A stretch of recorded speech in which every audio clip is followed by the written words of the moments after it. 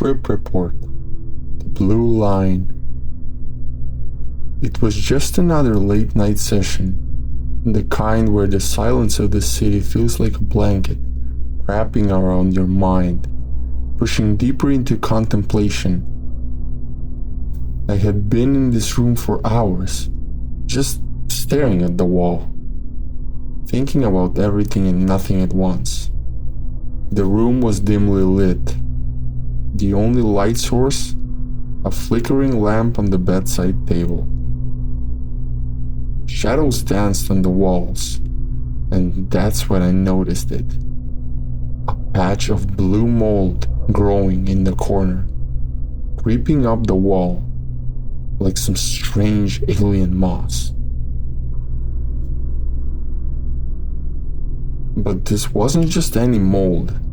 No, this was something that seemed to pulse with life of its own, almost as if it was breathing, waiting for me. The more I looked at it, the more I felt an inexplicable attraction. It was as if the mold was calling out to me, beckoning me closer, whispering secrets I couldn't yet understand. I've always had a strange fascination with decay, with the things that grow in the dark. There's something about it that feels honest, like a glimpse into parts of the world we choose to ignore. And here it was, right in my own room, a tiny slice of that hidden world. I knew I shouldn't, but the urge was irresistible. I had to know what it would be like, to see if this mold held the answers to the questions I hadn't even thought to ask. The preparation. I grabbed a scalpel from my desk, an old habit from when I used to carve patterns into wood. I approached the wall slowly, almost reverently.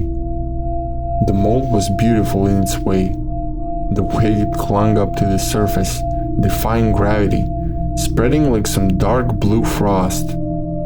As the scalpel touched the wall, the mold flaked off in a delicate, powdery clumps, falling onto the tray I had placed below. It almost seemed to shimmer in the low light. Carefully, I gathered the powder into a neat pile. It was soft, almost silky to the touch, like a ground velvet. The scent was earthy, damp, with a hint of something sweet and rotten underneath.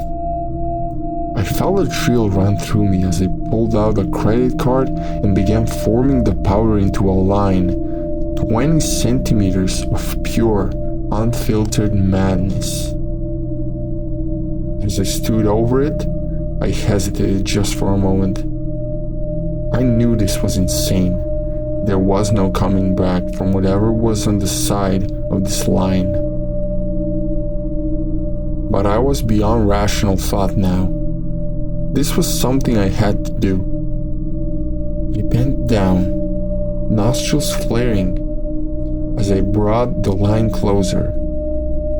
And then, with one quick motion, I snorted the entire thing.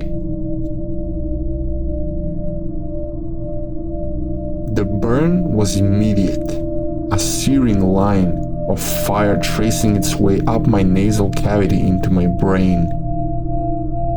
It was as if I had inhaled ice and flame simultaneously. My vision blurred and my heart began to race, pounding so hard in my chest that I thought it might burst through my ribcage. I staggered back, my hands clutching at my face, feeling the mold coat the inside of my nose and throat like some ancient, toxic dust. The room began to warp around me. The walls twisted and undulated as if they were breathing, closing in on me, then pulling away. The light from the lamp grew dimmer, the shadows darker and more solid, until they seemed to have a weight of their own. I could feel them pressing against my skin, cold and heavy, like fingers of the dead. I gasped for air, but it felt thick as though I was trying to breathe through mud. Suddenly, the room wasn't mine anymore. It was something else. A space between worlds where nothing was quite real, but everything was intensely vivid. The air hummed with a low, droning sound, a frequency that I could feel vibrating in my bones. My head was spinning, my thoughts racing, and then, just as quickly, dissolving into nothingness. That's when the wraith appeared. It came through the window, gliding in like smoke, its form barely discernible in the gloom. It was tall and gaunt, with long spindly limbs and a face that was more suggestion than a substance. Its eyes were hollow, glowing faintly with a sticky blue light that matched the color of the mold. It moved silently, but the air around it crackled with an energy that made my skin prickle and my teeth ache.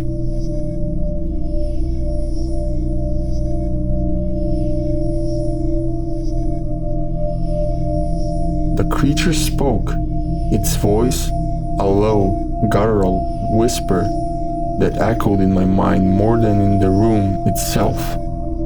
It was a language I had never heard before, yet every word made perfect sense, resonating deep within me. It talked of things I had always feared but never fully understood. Impermanence, the infinite void, the cruelty of existence. It spoke of gods and demons, of forgotten realms where time had no meaning, and souls were trapped in endless cycles of pain and madness. It couldn't move, couldn't look away as it approached. It raised a skeletal hand and pointed at me. I felt a cold, sharp pain in my chest, as if my heart was being squeezed by an icy fist. I wanted to scream, but my voice was gone, swallowed by the oppressive darkness that surrounded me. The wraith leaned in closer, its breath freezing on my skin, and it whispered secrets into my ear. Terrible, beautiful secrets that seared themselves into my mind. I saw visions of worlds collapsing, of stars burning out, of everything I had ever known or loved being consumed by the void. Through it all, the creature laughed, a low, mocking sound that echoed in the empty chambers of my soul. The aftermath. When I came back from this, I was lying on the floor, drenched in sweat, my heart still pounding in my chest. The room was back to normal, the shadows no longer alive, the air no longer thick with malevolence. But the mold was gone, every trace of it scraped clean from the wall as it had never been there. But the memory lingered, the feel of the mold in my nose, the wraith's words still echoing in my mind. I felt hollowed out, a shell of who I had been before I crossed that line. Whatever innocence I had left was gone, stripped away by that creature's touch. I knew deep down that I would never be the same again. The world seemed grayer, flatter, as if it had lost its depth. I could still feel the wraith's presence, like a shadow lurking just out of sight, waiting for every moment to return.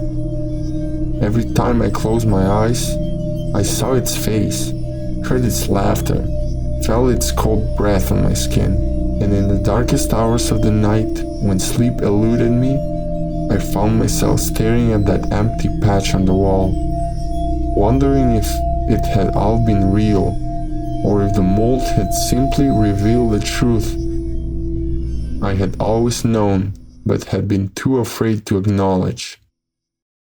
The truth that we are all just one breath away from the void.